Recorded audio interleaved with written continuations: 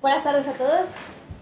Bueno, yo creo que sí, muchas gracias por haber venido. Nos han dicho que hay aproximadamente un 60-70% de personas que quieren emprender y un 30% que ya tenéis un proyecto. ¿Podéis levantar la mano los que tengáis idea de emprender? ¿Vale? ¿Y los que ya habéis emprendido o tenéis un proyecto? Muy bien, entre. Bueno, emprendedores todos, ¿eh? O sea que ahí hay que levantar la mano. Genial, vale, pues lo que os quería decir antes de comenzar a presentar a mis compañeros panelistas es que por favor interrumpáis la sesión cuando queráis, levantad la mano y os daremos la palabra. Y que si hay alguna cosa que nos queda clara, alguna duda, por favor, no, o sea, interrumpid con total libertad. Al final reservaremos un rato para preguntas, pero si hay alguna cosa que creáis que no puede esperar, decídnoslo, ¿vale? Al fondo, al otro lado de la mesa, tenéis a Dia Hamu. Él es os lo voy a leer porque me he traído una preparación ahí extensa. Él es el director del capítulo español de The Founders Institute. Esta organización se fundó en 2009 en Silicon Valley y tiene la misión básicamente de coger el modelo de cómo funciona el ecosistema emprendedor allí y llevarlo a cualquier rincón del mundo, ¿no? Al mismo tiempo tienen una idea de generar empleo y de utilizar el modelo de emprendimiento en Silicon Valley para promover el trabajo, ¿no? La creación de empleo. Justo a su derecha tenéis a Enrique Penichet, Quique. Quique es el fundador de Business Booster, B-Booster, que nació como una aceleradora en 2010, la primera aceleradora de España, y bueno, con el tiempo y con diferentes movimientos e iteraciones también se ha convertido en un fondo de inversión de capital riesgo. En estos 6 años, ¿cuántas empresas habéis invertido y habéis ayudado a fundar? ¿Casi 60? ¿Más de 60? Estaremos por 65. Bueno, pues para que veáis un poco el perfil de emprendedores. Ellos están en Valencia y bueno, aquí que además de ser el fundador de Business Booster, participa como jurado en varios premios de emprendimiento y bueno, está muy conectado tanto con la parte del emprendimiento como con la parte de la inversión. Después tenemos a Manuel García, que es el CEO y fundador de Zarpamos, una incubadora y aceleradora en A Coruña, en Galicia. También fuisteis la primera aceleradora en Galicia. Sí. Y también ayudan a lanzar varios eventos a lo largo del año, ¿no?, relacionados con el emprendimiento en esa región, lo cual se agradece porque parece que desde Madrid nos miramos mucho el ombligo, ¿no?, y no prestamos mucha atención, pero está muy bien que se hagan cosas así fuera de como los grandes focos de emprendimiento en España, ¿no? Y por último tenemos a Aurelio, que él es el director de desarrollo de negocio de la Fundación Incide. La Fundación Incide nace casi en 1999, ¿no? Para básicamente promover la formación y el espíritu empresarial a través de diferentes estratos de España, ¿no? Aurelio, además, desde el principio prácticamente has fundado y ayudaste a organizar South Summit, o sea que también South Summit conocéis bastante bien el evento, ¿no? Bastante popular en España. Y bueno, promueve la idea de la formación a través no solo de Incide, sino que se lo aplica también a él mismo y continúa formándose. Ahora mismo creo que acabas de terminar un curso hace relativamente poco en Harvard, o sea, como que se aplica a sí mismo lo que promueven con la organización, ¿no? Así que muchas gracias a todos por haber estado aquí. Decir que esto es una mesa redonda, pero que el círculo abarca toda la sala, o sea que ya sabéis. Y quería comenzar, bueno, abusando de la confianza que tengo con Quique, preguntándote porque quiero que me hagáis una foto para, sobre todo, poner las bases de la conversación de cómo habéis visto la evolución del ecosistema emprendedor en estos 6 años que lleváis en Business Booster. O sea, ¿qué ha evolucionado y, sobre todo, dónde podemos trabajar? Vale, a ver, nosotros empezamos la primera convocatoria del programa de aceleración en 2010. Entonces yo te diría, en 2010, cuando lanzamos el programa de aceleración, la primera cosa, me acuerdo perfectamente que antes de lanzarlo buscamos la palabra, porque existían los accelerators en Estados Unidos, entonces buscamos la palabra aceleración, aceleradora en Google, y me acuerdo perfectamente que salió un gráfico en primera posición, un gráfico con una aceleradora de partículas, ¿vale? Yo creo que es muy gráfico, ¿vale? Porque ahora si buscas la palabra aceleradora, no sé dónde sale el gráfico de partículas, pero hay...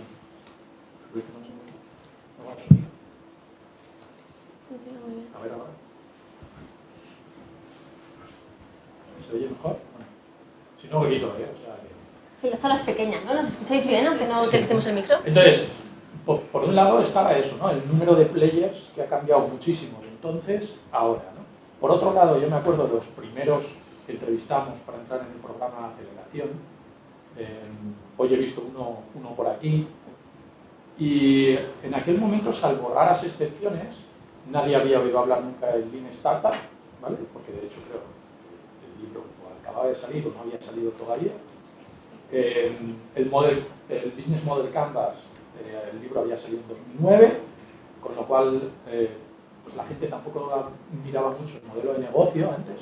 Entonces, los emprendedores que nos llegaban, en general, teníamos que trabajar muchísimo con ellos. Hoy, 6 años y pico después, si a los que llegan a la aceleradora les saco un canvas, me lo rompen en la cabeza, ¿no? Porque ya, joder, esto ya lo tengo superado, lo he visto, lo tengo trillado, ¿no? Entonces yo creo que ha habido una evolución muy fuerte tanto en número de players y por lo tanto más en el ecosistema, como también acceso a esa educación, esa información, con lo cual también llegan mucho más preparados. Por no extenderme, porque se podría... Siempre hay trabajo que hacer. Obvio. Y vosotros, el resto de la mesa, si podéis completar un poco la visión, sobre todo porque todos habéis tenido un gran recorrido dentro del mundo emprendedor en España, ¿no? Entonces, desde que empecéis esa trayectoria, sobre todo, ¿por qué entráis, no?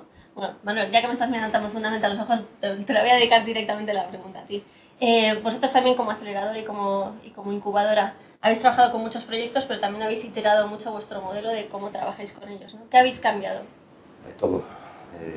Primero porque estamos en Coruña, entonces es más complicado entender lo que es un ecosistema. Yo lo sigo buscando todavía. Vale. Llevo en internet antes del crackdelas.com, ¿vale? Algunos a lo mejor no habían ni nacido. Y entonces he visto toda la evolución desde la parte de software, ¿no? Y como emprendedor también antes de que se llegó a la financiación ni nada, ¿vale? Era otro mundo diferente. Entonces, llegó un momento en que decidí montar Zarpamos, porque mi ecosistema, lo que yo entiendo como ecosistema, ¿vale? Pues yo trazo un círculo alrededor de donde yo estoy de 5 kilómetros, ¿no? Y veo lo que tengo alrededor, ¿vale? ¿Y qué puedo montar allí? Bueno, pues tenemos 3 universidades de informática, tenemos matemáticas, tenemos un buen material para comenzar. Entonces decido convencer de aquella 2 socios, ¿vale? 2 entidades.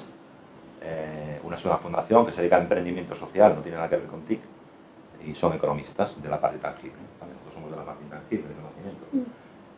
Y decido coger a estas personas precisamente en el año 2012 por poner un poco la balanza, ¿no? De lo que está pasando en el tema de inversión para este tipo de empresas, ¿no? Y lo que me he encontrado pues es emprendedores sin conocimiento, emprendedores pidiendo dinero sin sentido, sin saber lo que vale el dinero, ¿vale? Que no lo piden mis socios, sin mucho esfuerzo por detrás, ¿vale? Y eso ha ido variando. ¿Dirías que ha mejorado? Sí, ha ido mejorando, sigue habiendo de todo todavía, porque bueno, hay que informarse además muchas veces, pero sí ha mejorado, ¿no? Hay más información, se puede buscar, se hace más eventos como este, venir a Madrid desde La Coruña pues son 60 euros, se puede venir a buscar inversión, a conocer a más gente, y entonces se va cogiendo más información. Y sobre todo la facilidad, nosotros dedicamos exclusivamente a software, la facilidad que hay a la hora de contactar con otros países. Nosotros trabajamos con la Universidad Privada de Tel Aviv, por ejemplo. Tenemos una empresa constituida en el Reino Unido, abrimos negocio en México, trabajamos con Colombia y no somos nadie, ¿vale? Somos muy pequeñitos en relación a la gente que está aquí ahora sentada. Pero bueno, hay esas opciones y eso ha cambiado, ¿no?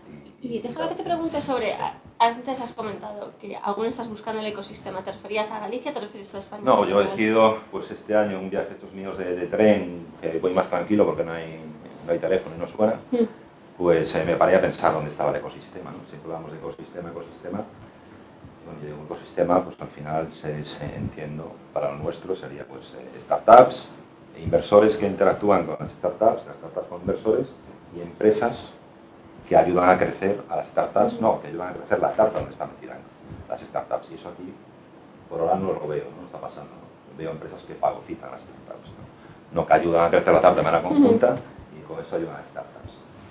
Bueno, hice una reflexión de esos años y bueno, el ecosistema no he encontrado el que yo quiero, pero llevo 20 años trabajando y más o menos llevo trabajando con la misma gente, ¿no? Lo que tengo que hacer es potenciar esa gente con la que trabajo habitualmente. Entonces, bueno, hemos montado un pequeño club. Tenemos ya 65 empresas, emprendedores e inversores en 3 meses, repartidos ya por todo el mundo, donde estamos generando especie de lobby, donde estamos generando negocio para la gente que está en el club, para startups, inversiones, bueno, y está empezando a funcionar, pero seguimos intentando ampliarlo, claro. Luego te voy a preguntar por lobbying, porque al final creo que también hay mucho que cambiar con organismos públicos, con gobierno, etcétera. Bueno, si algún día tenemos gobierno, pero... Puedes hablar de la parte pública. Pero lo dejamos para cuando entremos en calor. Tía, te quería preguntar, vosotros promovéis un modelo de ecosistema basado en el de Silicon Valley. Cuando traes ese modelo a España, ¿qué carencias notas? ¿Cómo estáis trabajando? O sea, ¿cuáles son vuestros focos de trabajo para básicamente intentar replicar ese modelo aquí? Efectivamente, hablando de modelo de ecosistema, hay todos los actores pues están presentes aquí. Hablamos de startups, hablamos del brazo inversor, hablamos de la colaboración con las empresas, también el Estado, que es muy activo y sigue muy activo aquí en España. Cuando hablamos de nuestro modelo de Silicon Valley, la verdad que tenemos un focus muy importante sobre el talento. Y eso es lo que hace finalmente lo que buscamos. No buscamos ideas, sino buscamos un perfil de personas. Y la verdad que Madrid ofrece un pool de talento excepcional. Estamos hablando de 300.000 universitarios. Estamos hablando de, aunque no es la oportunidad, digamos, del desempleo que hace que la gente se empuja, pero los jóvenes de hoy o salen fuera o intentan de probarlo.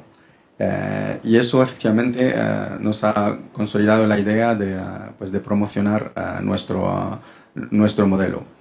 Para hablar, digamos, del Founder Institute en sí, de la metodología del Founder, uno es realmente el perfil del emprendedor que buscamos, que es lo más importante, no es la idea otra vez, es el perfil del emprendedor. Y luego el ecosistema que ofrece. El ecosistema de Madrid sí que está pasando de un modelo muy fragmentado. A un momento dado todo el mundo pues, se ha interesado y pues mira, las incubadoras, aceleradoras pues crecen por todo lado. Sin embargo, pues sí que vemos que se está consolidando. Hoy en día el emprendedor, digamos, sabe dónde buscar la inversión, qué tipo de aceleradora, de incubadora según su proyecto, y eso es una buena noticia, aunque queda mucho digamos, por consolidar y por crecer. En esta línea, hablando de talento, también me hace pensar en Incide, ¿no? Que es una de vuestras apuestas. Quería preguntarte, Aurelio, ¿cómo vosotros os posicionáis en todo este ecosistema para ayudar al emprendedor? Además de promoviendo el talento, pero con medidas concretas. Bueno, nuestro posicionamiento es un poco más genérico. Al final nosotros como fundación, el mandato que tenemos es el de promover la actividad económica y el desarrollo del emprendimiento y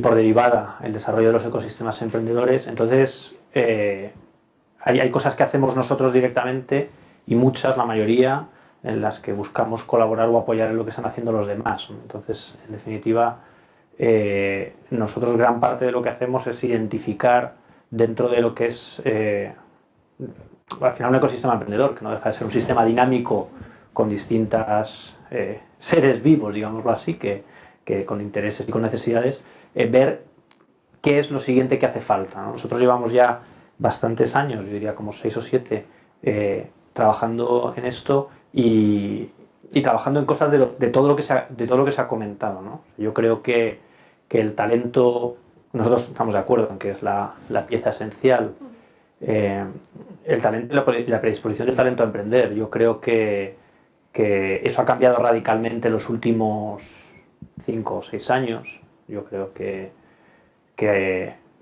la opción de emprender era una opción que no se planteaba mucha gente antes. Dicen que se dice mucho lo de la tasa de paro y que el paro ha empujado a mucha gente. También hay muchos, ahora cada vez más informes que demuestran que hay mucha gente que emprende por vocación.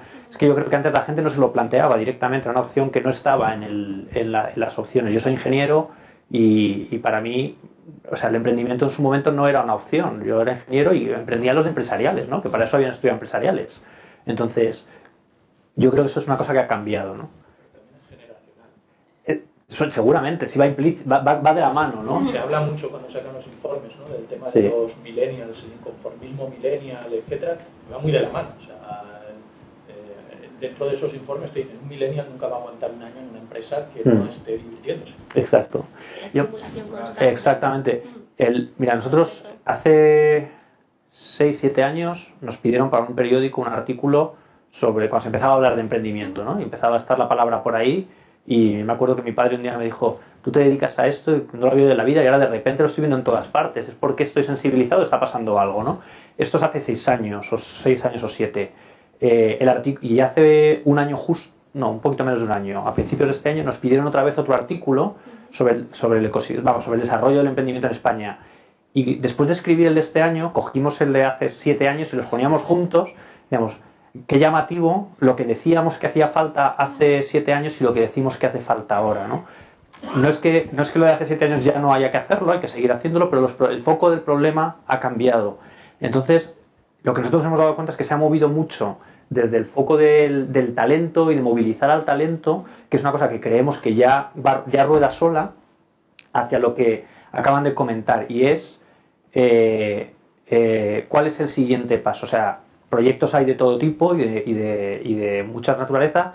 Si os fijáis, los proyectos, al final hay muchos proyectos, sobre todo de base tecnológica, o por lo menos es nuestra sensación, que cuando son destinados a consumo final, muchas veces hay un factor, no sé si llamarlo de azar, pero hay un factor, o sea, hay muchas variables que son difíciles de controlar, y lo que estamos viendo es que hay muchos proyectos que son de servicios a empresas que están funcionando muy bien. Yo no sé, esto me gustaría también vuestra opinión como inversores, pero al final nosotros lo que nos estamos dando cuenta es que lo que hace falta ahora es que haya empresas que traccionen de los emprendedores, pero no comiéndose las empresas, sino siendo sus clientes. Y es una cosa en la que, por ejemplo, nosotros ahora estamos trabajando mucho. Es la de sensibilizar a las empresas del ecosistema emprendedor y de la base emprendedora como fuente de innovación. Ahí no quiero, como dicen en inglés, name names, ¿no? Porque, o sea, Sí. para no señalar a nadie, pero hay cierta, bueno, como tendencia en la empresa, la gran empresa española, a que cuando una empresa tiene éxito, a lo que decías, Sí, pero- ¿no? Fagocitarla, incorporarla en vez de trabajar con ella, ¿no? Quizá hay... Pero no hay problema en dar, ¿no? O sea, tenemos grandes empresas que algunas os pueden sonar y otras no. O sea, si os digo Ferrovial o os digo el BBV, no os sorprenderá que estén cerca del ecosistema emprendedor y que entiendan que los emprendedores sois la fuente de innovación. Pero si te digo que Correos está trabajando muchísimo con los emprendedores, a la gente esto le llama más la atención.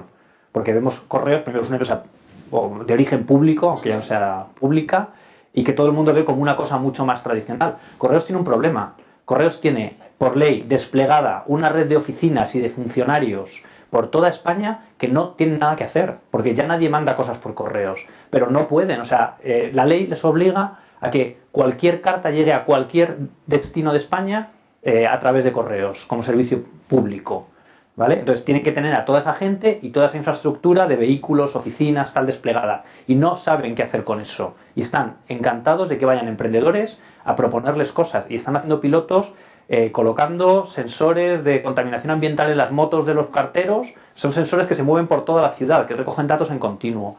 Hay distintos modelos y van haciendo pilotos, y su objetivo no es comprarse la empresa, su objetivo es explotar un activo que tienen, ¿no? O sea, al final hay ciertos Yo- sectores disruptivos. O sea, yo creo que el la problema- disrupción, ¿no? Yo creo que todos. Yo creo que el problema es, hay un problema de comunicación, es decir, los emprendedores no saben que a Correos le puede interesar esto, y Correos no tienen idea de qué cosas puede estar haciendo un emprendedor que a ellos les sirva. Entonces, nuestro problema ahora es cómo rompemos esa dinámica. Y es un poco en lo que estamos intentando trabajar, y no solo con empresas muy grandes, sino al final con empresas de tamaño medio, que empresas grandes en España hay muy En poquitas. épocas. Quique. Sí, no, quería apuntar que ahí hay otro problema para hacer coexistir empresas como Correos o grandes empresas con startups, y es la velocidad. Una startup Claro. necesita mucha velocidad, está muriéndose. O sea, desde el día que nace la startup ya está perdiendo, se le está agotando sus recursos y está agonizando, ¿vale? Es como el que se cae al agua y ya se está ahogando, ¿no? Necesita moverse rápido, ¿no? Sin embargo, los otros están encima del transatlántico. No tienen prisa ninguna. Con seguridad. Entonces, lo que pasa es que muchas veces, para cuando la startup consigue cerrar el acuerdo, ya ha presentado el concurso de acreedores. Lo más sensato que he oído a un director de innovación de una gran empresa en este sentido es decir, hay que generar un espacio neutro. No puedo traerme a la startup a la empresa, porque si la traigo, la mato, porque la meto en nuestros procesos de funcionamiento y al final desaparecen. O sea, que tenemos una gran telefónica en España que es experta. Efectivamente. Yo que he vivido en ambos lados. Yo he vivido como 18 años en el mundo corporativo, he hecho algunas M&As también. La verdad que el mundo corporativo necesitan crecer. Lo único es que el mundo corporativo no toma riesgo, no coge riesgo, por definición. Y todo el proceso es para no tomar riesgo. Sin embargo, las pequeñas empresas viven de riesgo. Entonces, ahí hay un gran problema cultural, ¿no? Y lo que dices tú es verdad, que todas las M&As de pequeñas empresas a los 2 años ya pierden lo que hace su ventaja competitiva, que es el tamaño, la velocidad y su cultura de emprender. Entonces, estoy completamente de acuerdo que hay que encontrar un término medio para uno necesita otro. Las grandes empresas pues tienen el cash, tienen el acceso al cliente, tienen metodología, tienen expertos también. Las pequeñas pues tienen su cultura y este talento que al final, hoy en día el conocimiento es casi commodity, sino son los skills que realmente hacen que se avance. Y ahí pues hay que acercar estos dos. En algunos países pues esto se hace muy bien. Alemania, Estados Unidos, no, ni siquiera vamos a hablar. Creo que en España eso es lo que hace falta, esta confianza que hace falta. Creo que hoy en día las grandes empresas, lo que has comentado tú, hoy en día pues correr, ¿por qué se interesa este pequeño mundo? Hoy en día es por necesidad.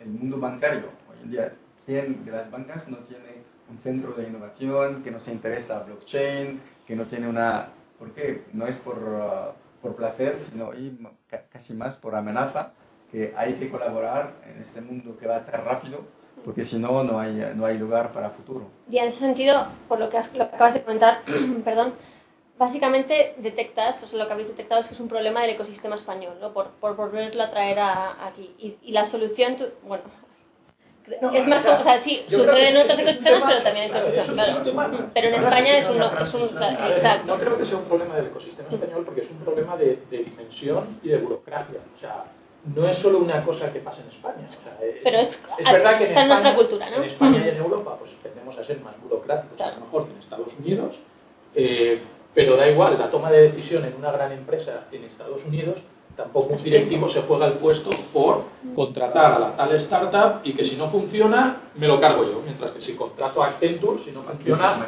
bueno, pues queda Accenture o McKinsey, no pasa nada. Sí. ¿Vale? Entonces, no creo que sea cultural de nuestro ecosistema. Yo creo que es como también tratar, o sea, si hablamos de velocidades, hay todavía una velocidad más lenta que la corporación. ¿Vale? Que sería la administración. ¿Vale? La universidad o la administración.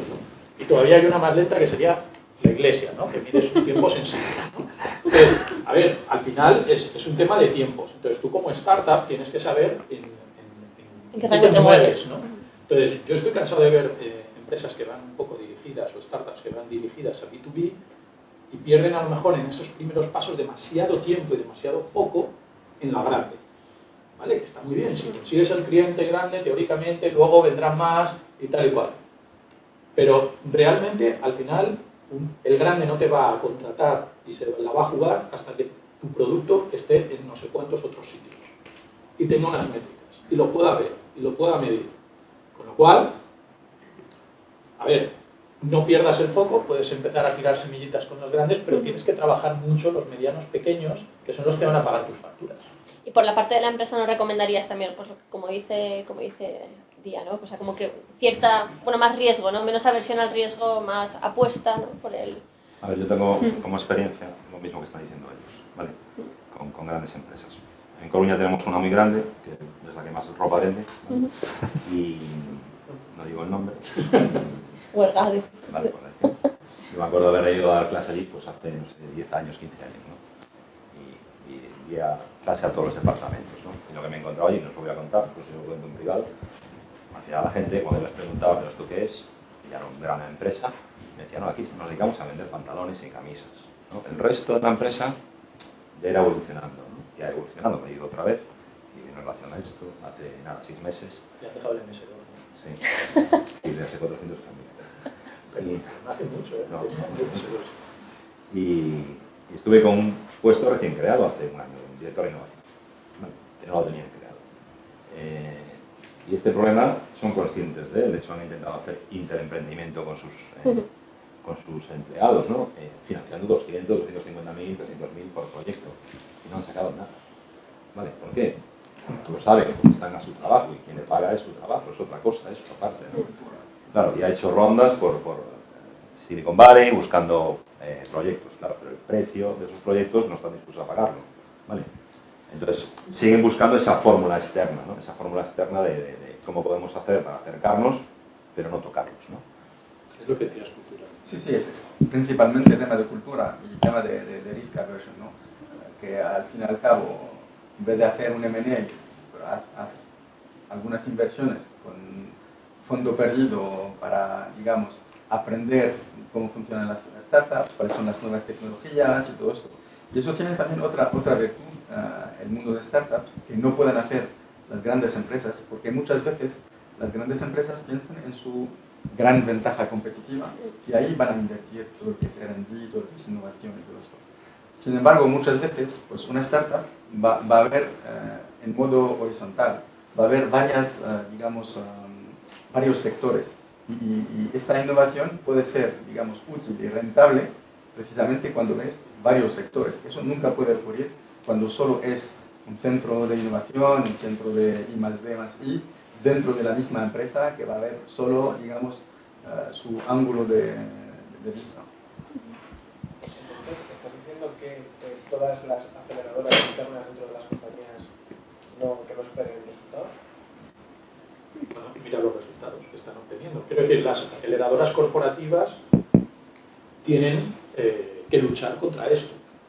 Y poquitos proyectos lo consiguen. O sea, hay alguna aceleradora corporativa española que se estaba replanteando mucho el esto, pero decía, es que si los metemos dentro y los llevamos entre algodones, realmente no tienen la cultura de la startup. Realmente no se están saliendo a ganar el pan. Entonces, en el momento en que los soltamos y salen fuera, se mueren. Es un poco también lo que les pasa con el intraemprendimiento. El que no sale de su zona de confort, si es el empleado de la corporación. Entonces, como no sale de la zona de confort, el proyecto no va a la velocidad que van los competidores. De hecho Wayra ha cambiado el modelo, ha dejado de funcionar como una aceleradora, pues se han dado cuenta, dicho por ellos mismos, que lo estaban haciendo mal, que no funcionaba. ¿Cómo funcionaba tan mal, no? Ahora, bueno, no lo sé, ahora un tiempo que no he estado con ellos, pero estaban más en la línea de apoyar proyectos y de buscar proyectos que tuvieran, digamos, sinergias con Telefónica y que les pudieran aportar innovación, pero no desde un punto de vista de aceleración, sino de... Sí, la planta de lo que era Wayra en Gran Vía, sí, la mitad ahora la dedican para coworking de Open Future. efectivamente. ¿Vale? O sea, que es más para startups que detectan y que les dejan estar allí en el espacio, las seleccionan y tal, Eso es. no tanto el modelo de aceleración. Una empresa, sin embargo, en España lo hace muy bien, es Repsol. Repsol dedica una parte de dinero a intraemprendimiento, otra parte, digamos, invertida a fondo perdido a nuevas tecnologías que en un futuro pueden tener sinergias con su propio negocio y otra parte más grande a M&A o a inversiones en grandes empresas. Entonces ahí realmente tiene un abanico de inversión con perfil de riesgo diferente y con acceso a innovación con varios canales que es casi saturan los varios canales. Eso está muy bien. Sí, sí.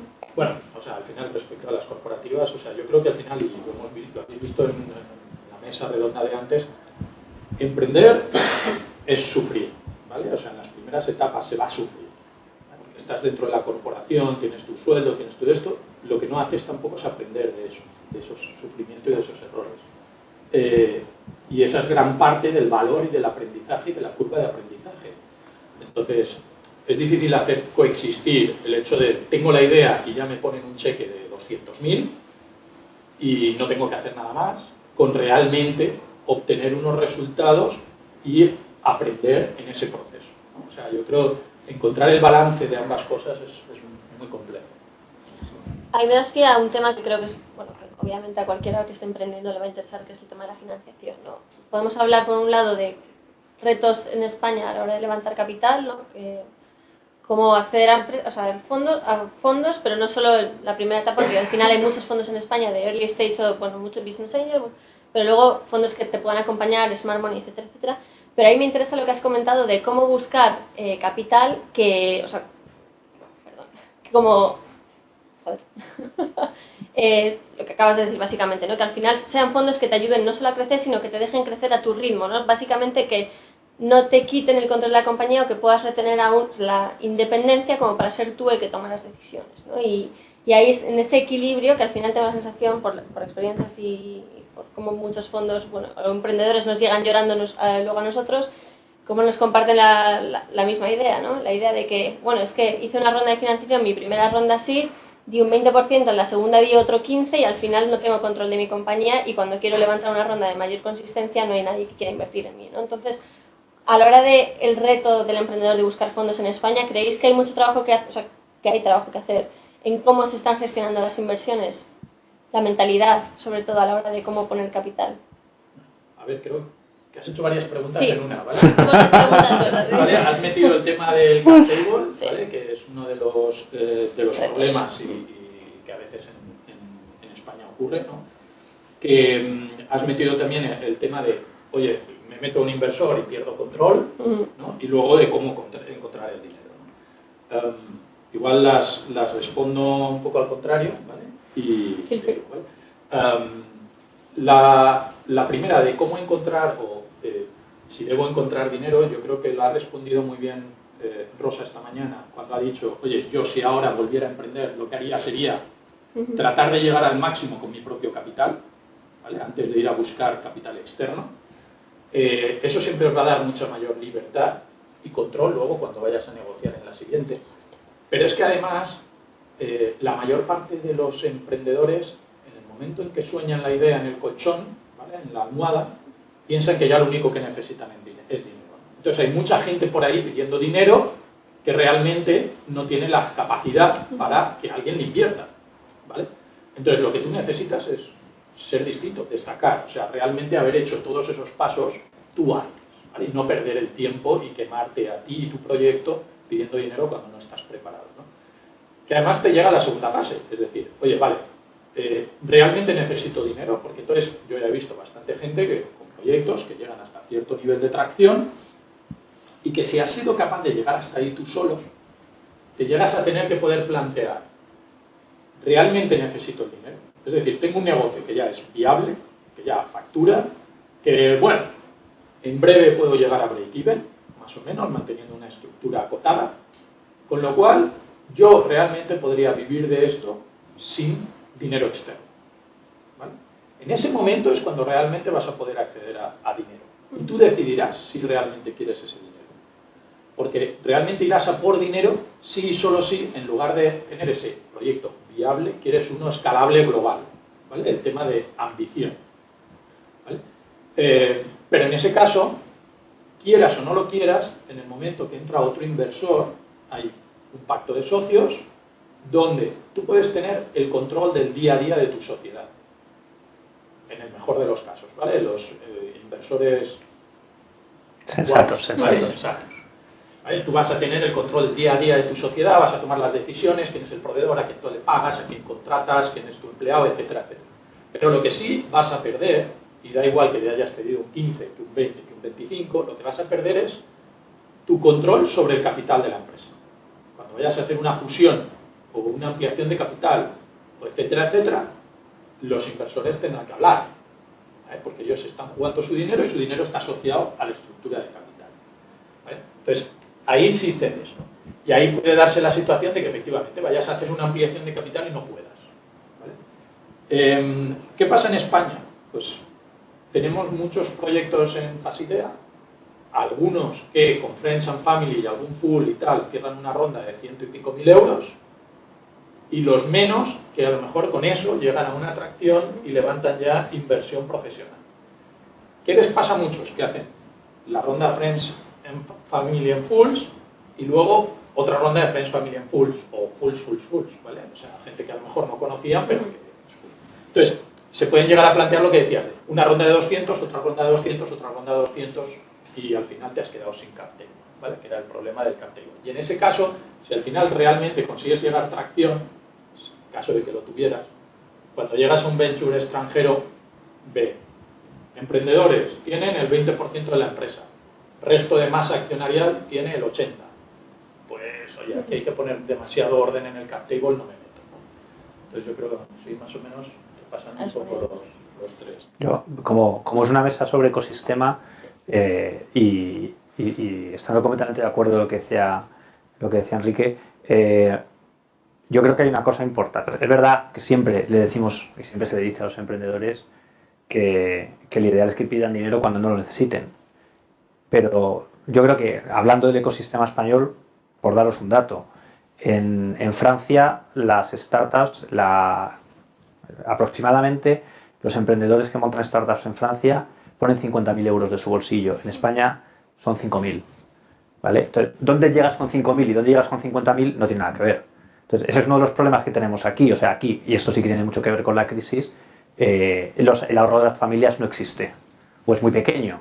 Entonces, la gente no tiene capacidad de invertir en proyectos propios, que en otros países sí tienen, porque, oye, pues aunque aquí suene un poco a barbaridad, pero pues en otros países tú vas y le dices a tu padre, dame 50.000 euros que voy a intentar poner en marcha una empresa, y tu padre te lo saca del bolsillo y te los da.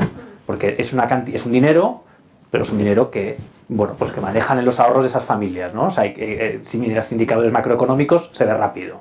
Y ese es uno de los problemas que tenemos aquí. Y ese problema es difícil de resolver, es un problema muy difícil de resolver, porque esto ya va más allá de lo que es un tema de emprendimiento, ¿no? Pero, por ejemplo, fijándonos en el ecosistema de Estados Unidos, que una idea puede levantar simplemente en la etapa idea más capital sin tener ni siquiera al emprendedor que hacer una gran inversión personal, ahí es otro planteamiento, es otro modelo, ¿no? ¿De dónde podemos beber en España? ¿Cuál es el...? Hay un poco de mito en todo eso, ¿no? Claro. Hay mucho mito en eso. No, yo lanzo Estados Unidos, al final, esto no es Estados Unidos. Y Coruña no es Madrid, claro, entonces, por eso. no son las mismas circunstancias todos, ni Francia, ¿no? Y la mayoría de los que estaban aquí, que levantaron la mano, están pensando en emprender, ¿vale? Yo sigo siendo emprendedor, aparte de lo que tengo, pues tengo una empresa de software de medicina, ¿vale? Porque me gusta emprender y me va a la marcha, ¿no? Necesito pegármela continuamente. Y en esta no hemos pedido inversión, o no he pedido inversión, y ya estoy facturando, ya estoy creciendo, ¿vale? Muchos de vosotros, o casi todos, podéis llegar a ese nivel con trabajo, con vuestros conocimientos y haciendo networking, que no lo estáis haciendo aquí, ¿vale? Seguro que no sabéis a quién tenéis al lado, ¿eh? Pero haciendo networking, conociendo gente para complementar vuestro equipo, ¿vale? Y poder llegar a esos niveles. ¿Y buscar dinero? No, únicamente no. Pero sí buscar a la gente que tiene dinero, pero no a todos, ¿vale? A nosotros nos llegan peticiones de todo, vamos, y no saben ni la cantidad que podemos invertir. No a todos. Buscar quién puede ser vuestro inversor en la siguiente fase. Ir a conocerlo, pues dentro de un año voy a buscar inversión. Pues antes, os presentáis a él, ¿no? Preguntáis a Enrique, le decís, oye, mira, estoy haciendo esto. Y Enrique dice, bueno, ¿qué queréis? No quiero nada. Bueno, yo estoy haciendo esto. Y dentro de 3 meses o 4 meses voy a llegar a esto. Vale. Y dentro de 4 meses lo volvéis a llamar. Oye, Enrique, ¿te acuerdas de mí? No. Vale, pues mira, compré esto, y luego tal que lo que te he dicho, lo he cumplido. ¿Y necesitas? No necesito dinero. Dentro de 6 meses volvemos a hablar. Vale. Cuando se pedir dinero, lo mínimo es conocer a la gente primero. Ayuda un poco, ¿eh? Ayuda a que lo conozcas previamente, esa relación de confianza, saber que vas cumpliendo los hitos, ayuda mucho a decidirte que vas a invertir en él. Esto me da pie a seguir con lo del mito. la pregunta de lo del mito, que hablábamos de Silicon Valley, ¿no? O sea, de Estados Unidos, y dentro de Estados Unidos el principal ecosistema es Silicon Valley. Yo, más o menos últimamente, una vez al año, voy un periodo relativamente largo a Silicon Valley, ¿vale? Y estoy cansado de hablar con emprendedores por allí, y si quieres levantar dinero en Estados Unidos, tampoco lo levantas con una idea, ¿vale? Resumen, esto era un emprendedor, un equipo multidisciplinar, un yanqui, con un mexicano, con un chino, ¿vale? Habían estado en una aceleradora ahí en Silicon Valley y decían, es que nosotros nos planteábamos que el día que estábamos ahí, que íbamos a salir, íbamos a ir a nuestro demo day, empezamos a hacer cuentas. Palo Alto, tantos habitantes, tiene tantos inversores.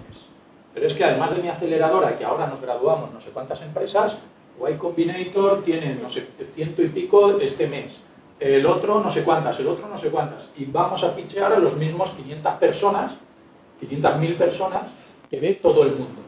Con lo cual, levantar una ronda en idea o muy semilla en Silicon Valley es harto difícil, ¿vale? Y lo comentaba.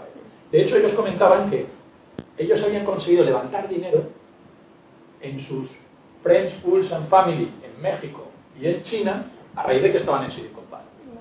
¿Vale? Pero ningún americano les había puesto ahí, ¿vale?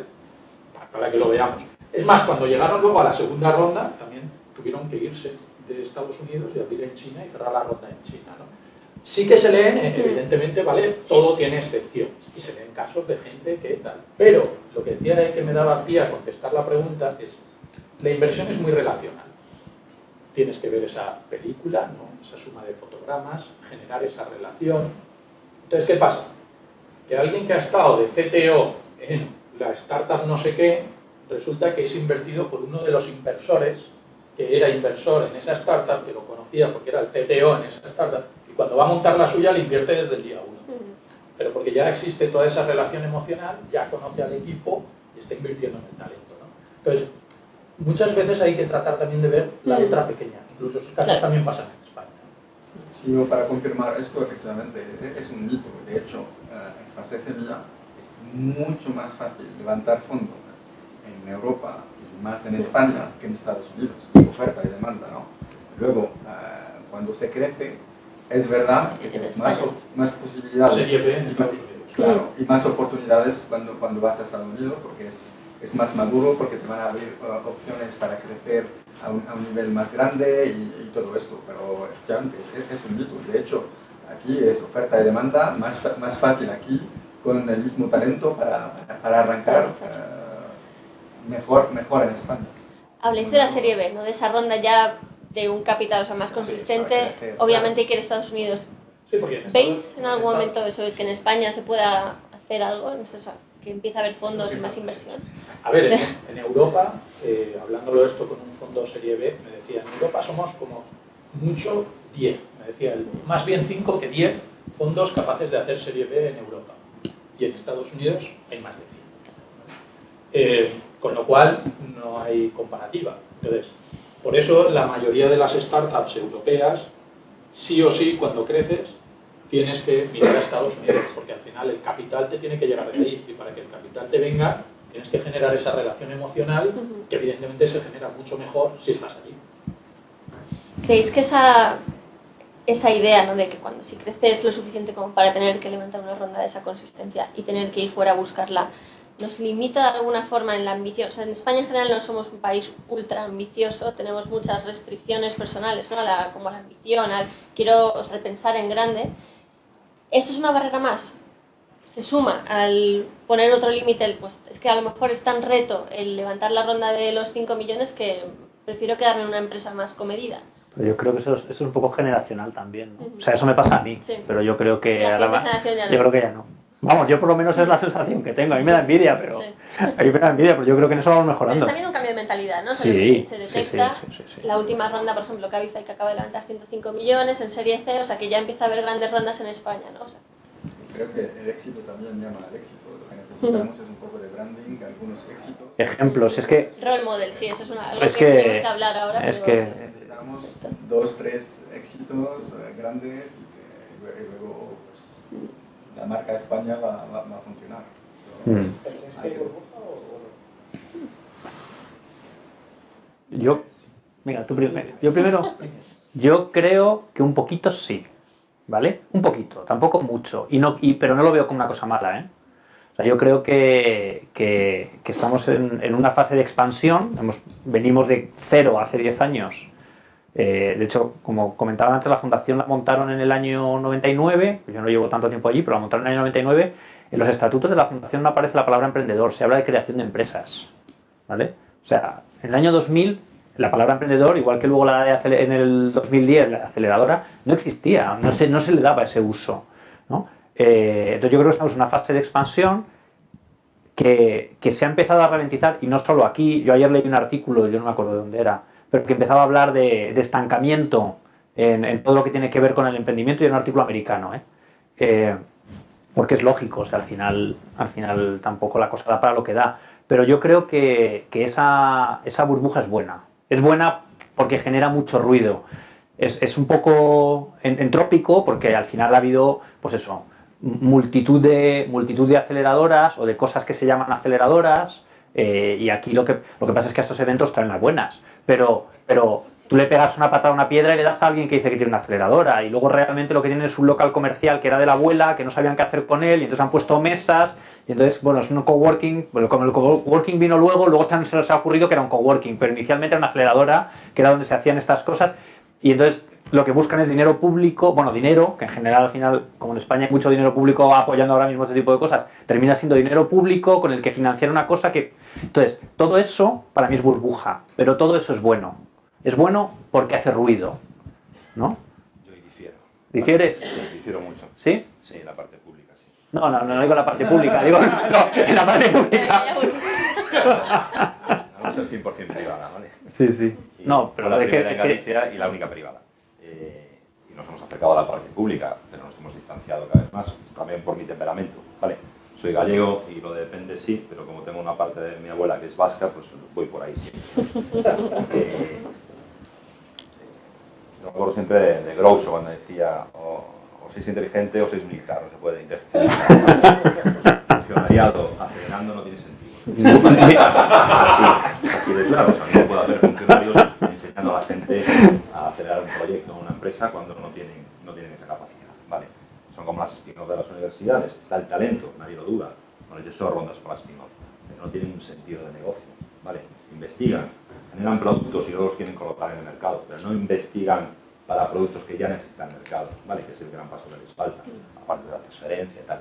Entonces, ese dinero sí genera burbuja, ¿vale? Además porque se da en una fase inicial donde se maltrata al emprendedor, se le da mucha facilidad y se le quita esfuerzo. Sí, es lo que expliqué antes. Claro, y luego se infla la siguiente ronda porque se han gastado un dinero en algo que podían hacer con su esfuerzo y cuando van a la siguiente ronda, cuando les dan dinero, tienen la deuda anterior. Entonces, ¿qué vas a pedir ahora? No, yo en eso estoy de acuerdo. ¿no? Yo lo que me refería es que ha habido mucha burbuja y que esto lo ha alimentado.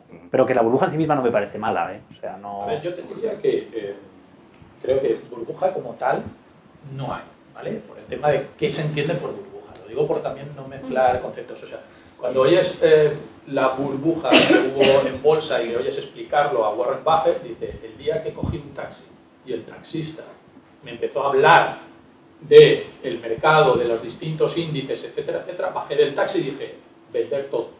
Estamos en una burbuja, ¿vale? En España, en el tema de la burbuja inmobiliaria, no sé si lo vivisteis, ¿vale? Pero yo sí lo viví en plena burbuja. Tú ibas a un bar de un pueblo y los agricultores, en vez de estar hablando del tiempo de la cosecha y de tal, estaban hablando del PAI, del PAU y de los metros cuadrados que les iban a dar y cuánto valía el metro cuadrado. Eso es burbuja. A mí todavía no he subido al taxi y me ha dicho el taxista sobre las startups. Es más, cuando vamos nosotros a hablar con nuestros limited partners, los fondos, tenemos inversores, ¿vale? Esos inversores suelen ser pues, también empresarios, ¿vale? Hay bastantes reticencias. O sea, no es una cosa cool, ni es una cosa que la gente se esté lanzando sin más, tal. Efectivamente hay algunos casos, ¿vale? Ves cómo van creciendo las redes de Business Angels y hay algunos que son full. ¿Vale? Y que dices, joder, se arriesgan y toman un riesgo desmesurado apostando los únicos 100.000 que tienen para invertir en startups en una única startup. ¿Vale? Ahí es donde quizá te podría dar un poquito más la razón de que empieza a haber alguno que igual ya está corriendo en mojados y neumáticos y a toda velocidad, ¿no? Pero lo normal es que yo creo que todavía no hay burbuja. De hecho, como has comentado, veníamos del desierto y simplemente es que ahora pues, hay una plantita. Sí, pero bueno, a mí me parece que es un crecimiento un poco... Eso es, un poco artificial en algunos casos. Pero de todas formas me ha convencido, ¿eh? Eso es lo bueno que tienen estas cosas, que uno habla con los demás y incorpora perspectivas. Sí, creo que a nivel global sí que hay una burbuja. Eso se explica por el número de operaciones y pues el dinero por operación. Y eso está claro. De hecho, al principio del 2016 pues se vio un poco una bajada en el número de operaciones, en el valor por operación, se habló cada vez de 20%. En Estados Unidos sí creo que hay burbuja. Y ya a nivel global, y eso no está mal. También en España sí que hay algo de burbuja, lo que comentaste, ¿no? El número de aceleradoras, que tenemos aceleradoras e incubadoras, el número más alto por startups a nivel mundo, ¿no? Que como 5 veces más que mucha gente se sube al carro, ¿no? y todo esto. Entonces, esto es bueno y no es bueno porque a un momento dado pues hay interés. Esto se va a consolidar y de hecho pues, para mí ¿no? que todos estos microsistemas en varias pequeñas ciudades no tienen sentido. Si no es una ciudad de 7, 8 millones y un mercado de 300 millones como Europa, no tendrá sentido. Y dentro de muy poco creo que se van a quedar solo las regionales y las más sólidas. Pero sí que hay una tendencia que demuestra que hay una burbuja y una pequeña bajada. Sin embargo, yo creo que es una pequeña, como la has llamado, porque esto no tiene más remedio que volver a subir con un crecimiento normal. La idea de que se hable de burbuja me parece interesante, sobre todo porque al final cuando hay una burbuja es porque un gran grupo de gente cree que hay una forma de conseguir dinero rápido, ¿no? Y obviamente, bueno, o sea, emprender no es fácil, pero si en la primera etapa la gente cree que va a acceder a dinero fácil, le da obviamente una capa de coolness, ¿no? O sea, como de esto es muy guay, esto es sencillo, vamos a meternos en ello, ¿no? ¿Creéis que hay que primero acabar con ese modelo, pero también ¿ha habido algún ejemplo, o sea, hay algún ejemplo de emprendedor que rompa con eso y que diga, no, o sea, trabajar es difícil, o sea, emprender es difícil, sin fondos, o sea, por ejemplo, bueno, es que Amancio Ortega para mí, o sea, ya que lo vamos a mentar al demonio, ¿no? Se ha perdido una oportunidad de o sea, como ejemplarizar, de tener un role model, un referente de cómo es emprender en España para que el resto de la gente vea que, bueno, que no es tan fácil como parece, que acceder a fondos tiene sus ventajas y sus desventajas, pero que, o sea, básicamente ayudar a desmontar esa burbuja, ¿no? Quitarle el halo de... Yo digo que emprender es una putada, además siempre que se lo viene a la gente se lo digo, me reúne varias veces y sigo, ¿no? Y podría estar mucho más cómodo trabajando he trabajado, no sé, en 6, 7 empresas por cuenta ajena, la última por cuenta ajena fue aquí en Basatio Bilbit y podía estar muy tranquilo viviendo y no quise, ¿no? Y ninguna quise, porque me aburría. Sí, es que me aburría, a los 2 años ya no podía aprender nada más. ¿Eres millennial en eso? Sí, solo en eso. Y después montaba las mías, ¿no? Cuando viene la gente yo se lo digo, o sea, emprender, buscar un fondo no es un autoempleo, ¿vale? Eso es lo primero, que lo tengan claro. Si emprendes tienes que tener tu propio fondo personal para contar 1 año o 2 sin tener sueldo, que es lo que te puede pasar o lo que suele pasar normalmente. Y tener una familia detrás, vamos, apoyo no, más que apoyo. Entonces, no es una aventura. Emprender, bueno, yo siempre fui empresario y un día me llamaron emprendedor y no supe por qué. Vale, yo seguía haciendo lo mismo y sigo haciendo lo mismo. Entonces, ahora ser emprendedor es cool, mola, y ser empresario está mal visto. Cuando al final es lo mismo, que todos queremos ganar dinero. Vale, o sea, cuando montas es porque quieres ganar dinero y hacer lo que te gusta ganando dinero. Vale. Entonces, en ese aspecto yo creo que no ha cambiado. Vale. Yo tengo 47 años, ¿vale? Tengo la referencia mejor de mi padre o de mis padres en otra época, ¿no? De lo que costaba un préstamo en un banco y lo que costaba devolverlo, ¿vale? Y del esfuerzo que se hacía cuando se montaba un pequeño negocio, ¿no? Y cómo costaba y cómo trabajaban y las horas que se había que dedicar al día, ¿no? Y no se busca inversión, ¿vale? A veces van a buscar inversión, esa primera inversión, y no están, yo les digo, tú no estás buscando un inversor, un socio, tú lo que estás buscando es un préstamo del banco sin tener que dar ningún interés. Vale, dame dinero y luego vete, ¿no? No sé eso. Eso es emprendedor por cuenta ajena. Claro, emprendedor, hay muchos, ¿no? Hay muchos. Entonces, ¿por qué? Porque también con la parte pública también se le está impulsando, empujando a emprende, monta tu negocio, aunque no tengas idea de lo que es esto, ¿vale? Y el 90% de las veces, yo el primero, cuando montas tu primer negocio, la piques por todas partes. Hay que tener un recorrido por detrás, trabajar por cuenta ajena en una empresa te da mucho conocimiento de cómo funciona una empresa, de lo que cuesta y un montón de conocimiento que yo creo que también es interesante tenerlo previamente. ¿Quién se encarga de contar esa historia? En vez de la del emprendedor guay que todo va con éxito y que a mí así nos va, a mí por eso escapan por la puerta la mayoría, pero prefiero que hagan eso que no arruinen a la familia, porque al final somos una ciudad pequeña y nos conocemos, ¿no? Luego vuelven, te lo agradecen, pues me estás quitando las ganas, no, lo que estoy quitando es... Poniendo realismo, ¿no? Un poco de realismo y que sepas a qué te vas a enfrentar, luego no vengas a decir que oye, que te va mal y que vas a abandonar cuando ya tienes socios. Yo creo que hay, que efectivamente, o sea, muchas veces cuando oyes en eventos o en talleres o en charlas a a gente que realmente es sensata, digamos, con el tema del emprendimiento, la lectura muchas veces es, joder, qué tío, qué día más borde, ¿no? O sea, me están diciendo que lo tengo que pasar mal, que no voy a poder comer, que ni se me ocurra tener hijos, que no sé cuánto y tal. Y al final lo único que están haciendo es transmitir un poco cuál es la realidad. A mí una socia de Enrique me dijo un día, yo cada vez miro más cuál es la situación personal de las personas y menos cuál es el proyecto. Porque efectivamente, como no tengan fondo, como tengan hijos, como tal, o sea, hay que entenderlo, no es malo, solo que hay momentos para las cosas, momentos vitales mejores y momentos vitales peores, ¿no? Y la realidad en ese sentido es muy cruda. Entonces, yo ha habido veces que he escuchado a gente pues hacer planteamientos de este tipo y eso, joder, los está dejando machacados, ¿no? Pero en el fondo lo piensas y dices, bueno, pues igual está siendo más útil que otras personas que están animando a la gente a emprender y lánzate y no sé cuántos tal, y dices, bueno, pero con conocimiento, ¿no? Siendo consciente de que lo que tienes por delante es muy duro. A mí hay un emprendedor con el que tengo muy buena relación que él tiene una frase que son de esas de las de poner así en las pantallas, ¿no? Que él dice que emprender es vivir como casi nadie quiere para poder vivir como casi nadie puede. Entonces, él lo que dice es eso, dice, yo lo pasé fatal, pero fatal, me arrepentí 80 veces porque él dejó su trabajo, es ingeniero, dejó su trabajo en una empresa, tenía su sueldo todos los meses y lo pasó muy mal, pero dice, y además él lo dice, a lo mejor no lo hubiera hecho si hubiera sabido lo que tenía después. A cambio de eso, pues ahora tiene una libertad y un control sobre su vida y como le ha ido bien, pues una situación económica desahogada que mucha gente querríamos y que no tenemos, ¿no? Pero hay que pasar por ahí y te lo tienen que decir, ¿no? Y te tiene que ir bien. Para poder luego contar la historia del éxito. Que esa es la otra, ¿no? Y como sé que nos cortan ya, pero que es el otro puntito que nos falta aquí también, que también está mejorando, pero todavía falta, y es la de que el emprendedor que no lo consigue, porque al final el porcentaje de fracaso es muy alto, y además es así, es normal.